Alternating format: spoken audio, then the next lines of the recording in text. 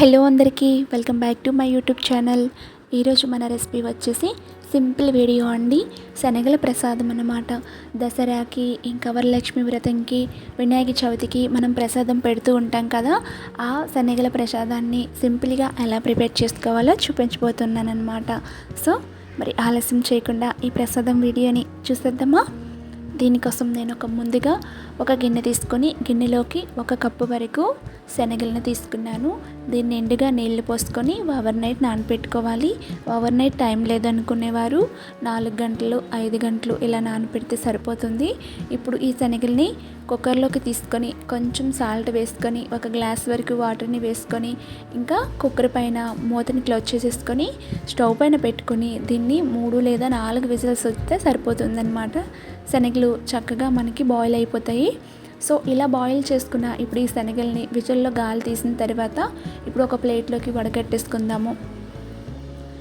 ఈ విధంగా శనగల్ని తీసుకొని వడకట్టుకొని పక్కన పెట్టుకోవాలి. వాటర్ డ్రైన్ అవుట్ చేస్తాం కదా, ఇప్పుడు పక్కన పెట్టుకుందాము. ఇప్పుడు స్టవ్ ఆన్ చేసుకొని స్టవ్ పైన ఒక కడాయిని పెట్టుకొని ఇందులోకి 1 స్పూన్ వరకు ఆయిల్ వేసుకోవాలి. ఈ శనగలకి ఎక్కువ ఆయిల్ అయితే అవసరం లేదు.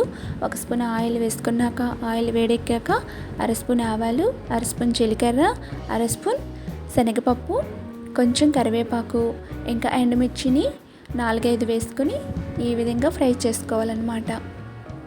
ఎండుమిర్చి లేకపోతే పచ్చిమిర్చి కూడా వేసుకోవచ్చు.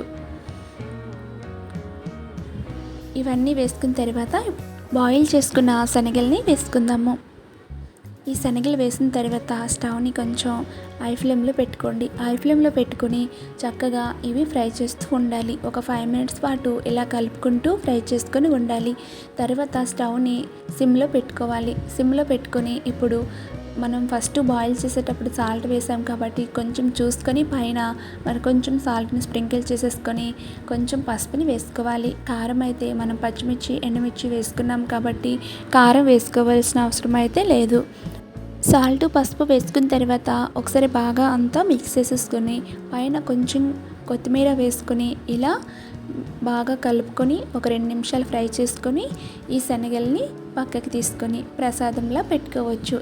శనగలు చాలా బాగా ఫ్రై అయ్యాయి, చాలా బాగున్నాయి అన్నమాట. సో ఇవి ఈవినింగ్ టైం స్నాక్స్లా కూడా తీసుకోవచ్చు. ఈవినింగ్ టైం స్నాక్స్లా తీసుకోవాలనుకుంటే కొంచెం స్పైసీ కావాలి కాబట్టి కొంచెం కారం వేసుకొని స్పైసీగా దీన్ని సర్వ్ చేసుకోవచ్చు. వీడియో నచ్చితే లైక్ చేసి షేర్ చేసి కామెంట్ చేయండి, సబ్స్క్రైబ్ చేసుకోండి.